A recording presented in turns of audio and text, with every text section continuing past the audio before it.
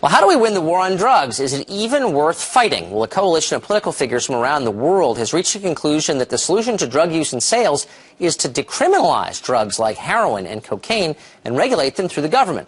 But would this strategy really help, or would it hurt? Joining us now is former drug czar, old friend, John Walters. John, good morning.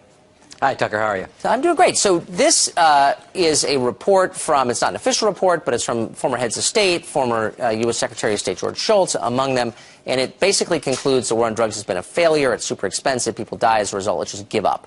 What do you think of that? Well, I mean, it requires us to suspend what we know. I mean, to the people, first of all, as you said, this isn't an official body. This is a collection of people, including the president of Colombia when the cartels ran parts of the country, not the one who cleaned up the place, President Uribe. But, you know, do we really want more drugs? I mean, do the people who run the rich people and the other people who write this report, when they go to look for a house, do they live in a neighborhood where there's more drugs or less drugs? When they want to send their kids or grandchildren to school, do they want a school where there's more drugs or less drugs? So Richard Branson is one of the members of this commission. When he wants to find pilots for his airplanes, does he look for pilots that use more drugs, or does he want some other kind of person? I mean, we all know and have lived with the consequences of addiction and substance abuse. We know what the cost is and how much of that is devastating. Do we really want a society where we undermine freedom by more addiction and more drug use? Well, I can't help but suspect that in some cases, governments, lawmakers are driven by the desire for more revenue. It's about money. We could legalize the stuff or decriminalize it and then tax it. Clearly, that is part of what drove Colorado, its lawmakers, to embrace legalized marijuana there. Is that a factor, do you think? Yeah, I do think this is a case where government has moved into areas on the grounds that, oh, we're really doing this for your freedom, but we really want the tax money. They were promised enormous tax revenue in Colorado.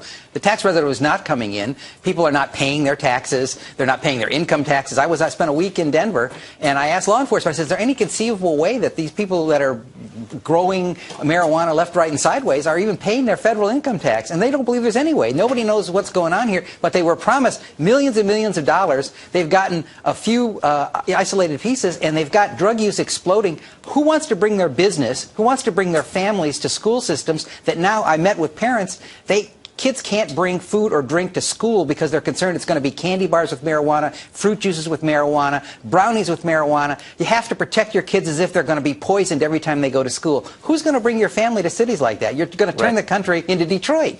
I don't know many people who are for decriminalizing heroin, but I know a lot of people, some conservatives, who are frustrated with the war on drugs. Here's some of the negatives listed in the report about the war on drugs. Failed to produce a drug-free world, undermines human rights, fosters discrimination, fuels crime, wastes billions. Some of those seem to me to be silly. Some of them may be valid.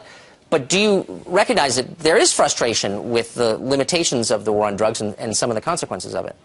Sure, but it's silly to say because we can't make everything perfect and create uniform happiness that we shouldn't try to make the world better and keep it from being barbarized. I mean, look, take our own cities. When we had the crack epidemic, would it be better if we had more crack in places in the country? Look at Colombia, for example. When the cartels were running the country and it was being taken over and governed by criminals, was it better? No, it's better now. It's economic, it's free, and the people there are happy.